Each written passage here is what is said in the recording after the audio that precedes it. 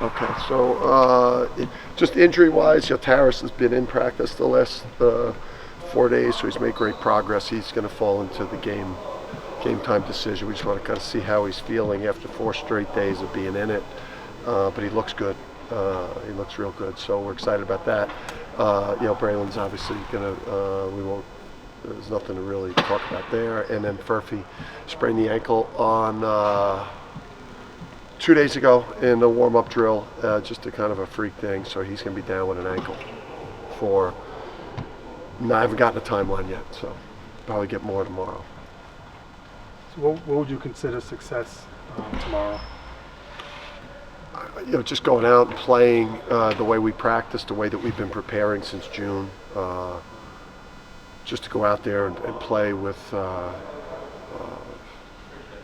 force, physicality without fouling, the defense, the rebounding, offensive execution, shot selection, ball security, everyone giving you something, the running game, the transition defense, but an assertiveness, really an assertiveness when you're, we've been working really hard since June, and so for us this isn't an opening night mentality. We've played a couple of games already, and we've been at it for a while. Dan, now that you've spent all those months working with Silas, what's your expectation, having gotten to know him?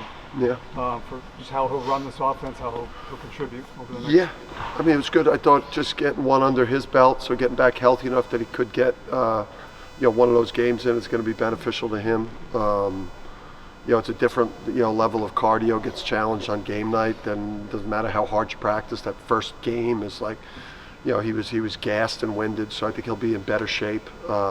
He's got to really be a tone setter on us defensively, and then offensively, it's a great system for him to play in.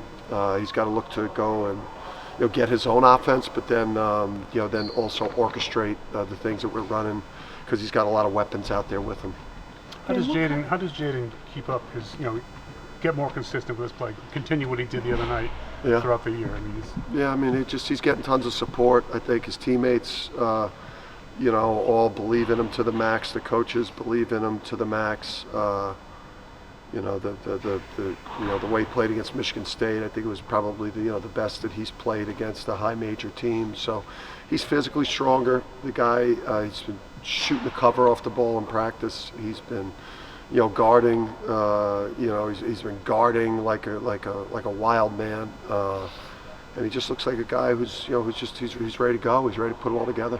Yeah, and obviously Michigan State was tough test for Eric. And I imagine he's going to get a good amount of minutes, whether Terrace plays or not. But how do you evaluate what he did? Yeah, I mean, that game coupled with Terrace coming back to practice are the best things that could happen for Eric. Just playing against that level of physicality. Not just the Michigan State, but Boston College. It's some big front court players, guys that were veteran players, guys we played against in the Big East, like the kid from Butler. So. And then the practice against Terrace, both for him and Dwayne, to play against somebody of Terrace's size, athleticism, plus the Michigan State, I think it gives these guys, a chance tomorrow to be ready for, to be able to be ready to play against good front court players. Dan, what would you tell your players at Wagner when you went into a game like this, against a big national power? What was your message be to them when you were in those situations? Oh my God, I can't even think about what I would say. That was so long ago. I don't know. I think you just, as a coach, you're just so wrapped up in doing the things that you do offensively, defensively, trying to just make sure players are confident. And obviously, you talk about, like for any team, the opportunity. You can't take for granted, the opportunity you have, in basketball when you lace them up or when you coach or play. It's like, you've got an opportunity to go out and perform at a high level.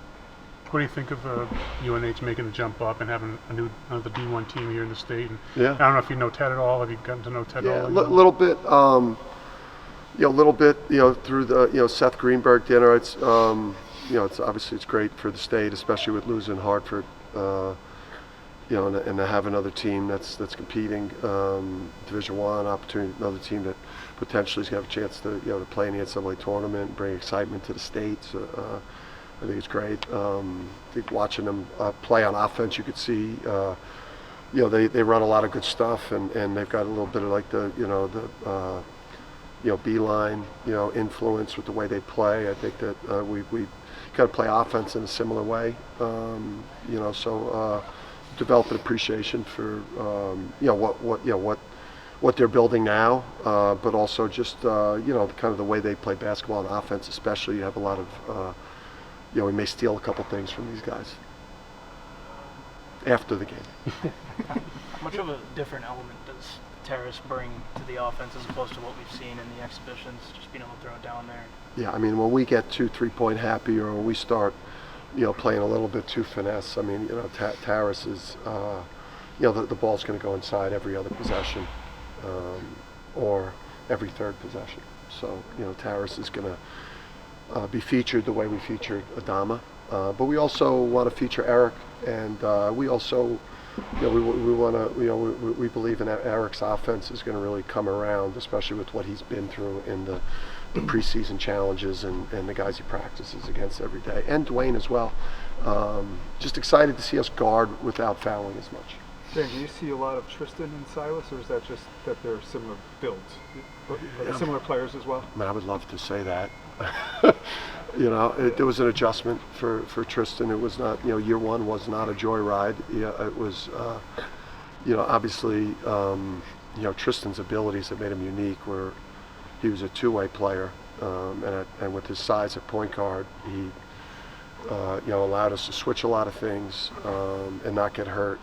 He allowed just another bigger primary handler, just shrunk the court for our opponents. So he's got that type of aspect to him. He's tall to make the reads in our offense. He's just, there's going to be a learning curve. It probably helps a lot more that he played in the SEC, and T-New played. It just didn't quite play at a conference at that level. Although the AAC is a really good league, so we hope it works out the same. Just in general, how important is it for a team to hit the ground running game one and go out there and execute what you've been drilling into their heads since day one of practice? Yeah, I think there's things you want to see that you feel like you've needed to improve on, but you also know that it's early in the year and that you're going to improve a lot during the course of the year. Teams where we are right now is not where we're going to be. Especially dealing with some of the health things. So. I think what you're looking for right now is those baseline things that you should be really, really good at, and to just see the improvement. Coach, the exhibition games, we talked to Alex after the exhibition games, and he said he didn't have to switch his mindset because he looked at those exhibition games as real games. Was that something that you drilled into them early on? Yeah, I mean, this is game 3 for us. Obviously, we don't, the other ones are not on our record, but the mindset, the preparation, playing in front of crowds, playing in front of, in the XL Center with 15,000, playing at Mohegan in front of a big crowd versus high major teams, and then we could always fall back on our training too, how hard we practice. So, with guys like Solo and Alex, I think these guys are like pretty veteran players. They're guys that played in the Final Four. Jalen Stewart, Jaden Ross, these guys are Malachi Smith. These guys are older players. The two of the freshmen that would probably be, rotation players or potential starters are going to be out for a while. So, we're taking the court with a veteran team. So ultimately, were these two exhibitions more valuable to you than maybe the closed doors used to be? Yeah, we would never. I mean, we're obviously we're going to go back to Michigan State next year and honor year 2 of that exhibition, and then we'll be going to either get a high level exhibition opponent for XL or Gamble, or Mohegan, based on how that whole thing works out. But it was nice to get a home exhibition in, so you're just in your arena for a game.